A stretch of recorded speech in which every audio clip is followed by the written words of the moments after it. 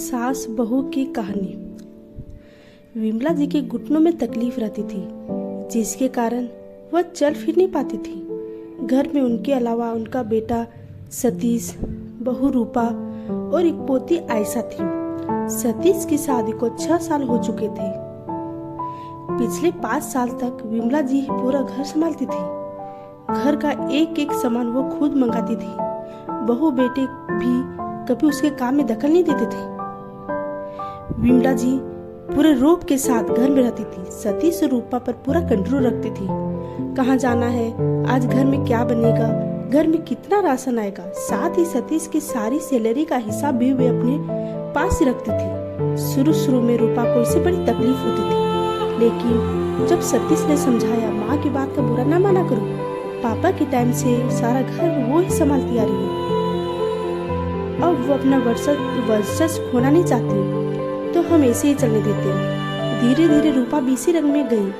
अब उसे अपनी सास से कोई प्रॉब्लम नहीं होती थी। वह किचन का काम संभालती, उसमें भी विमला जी अपनी पसंद का खाना बनवाती थी। कुछ दिन बाद रूपा अपने आप को फ्री मानने लगी कि सारी जिम्मेदारी तो माँ जी ही उठा रही है। लेकिन अभी 1 साल पहले उसकी अचानक तबीयत खराब हो गई। 1 महीने तक बिस्तर पर पड़ी रही। अगला महीना शुरू हुआ तो हर बार की तरह सतीश अपनी सैलरी लेकर माँ के पास गया।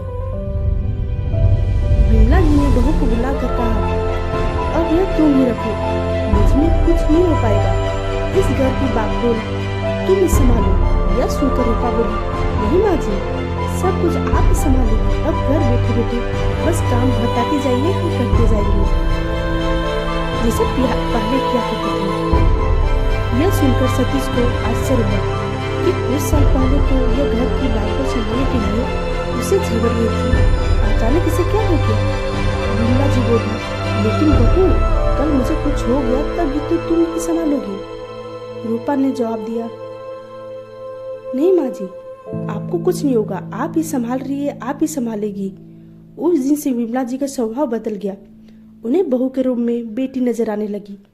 पहले वह सारा कुछ अपने हाथ में इसलिए रखना चाहती थी कि कहीं मेरे बेटे बहू मेरे ऊपर जुल्म न करने लगे, कहीं बेटा आंखें बदल न ले, कहीं मुझे घर से निकाल न दे।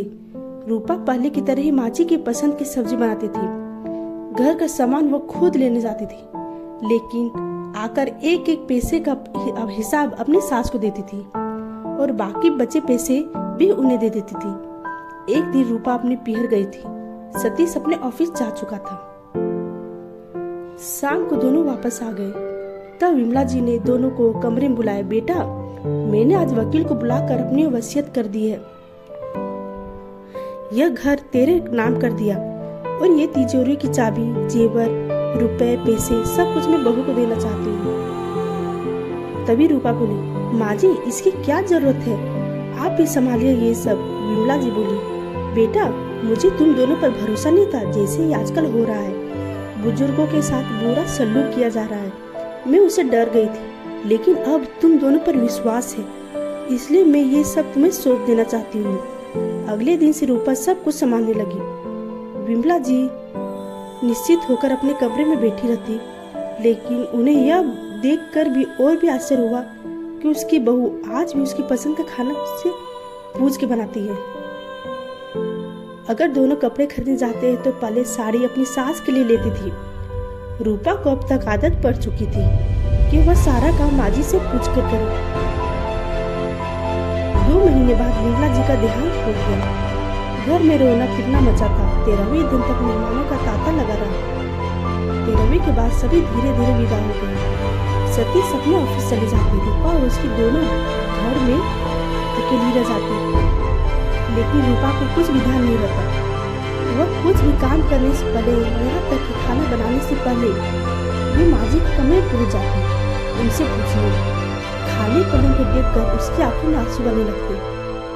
एक दिन वो अपने कमरे की सफाई कर रही थी, तभी उसे एक खत मिला। उसने उस खत पढ़ा तो उसी का नाम लिखा हुआ था, बहू, मैं जानती हूँ तू मेरे जाने के बाद भी मेरे कमरे में मुझसे पूछने जरूर आएगी कि माँ जी क्या बनेगा, क्योंकि तुझे मेरी आदत पड़ गई है। और आदतें इतनी जल्दी नहीं बदलती। लेकिन बेटी, अब अपनी गृहस्थी संभालना सीख ले। अपना तरीके से अपनी गृहस्थी चला। हमारा समय और था, तुम्हारा समय और है। अपना पसंद का खाना बना, बाहर घूमना, अपनी पसंद के कपड़े खरीदना, ये सब तुझे अकेले ही करना होगा। मेरी बातों से कभी तेरा दिल दुखा हो तो मुझे माफ कर देना। मुझे पता है जब तक मैं थी तू बेफिक्र थी, लेकिन अब तेरे सर पर छत नहीं है, तुझे छत बनाना पड़ेगा जिसके नीचे तेरा पति और तेरी बेटी सुरक्षित रहे और बेफिक्र रहे। मुझे पता है तू अच्छे से कर पाएगी।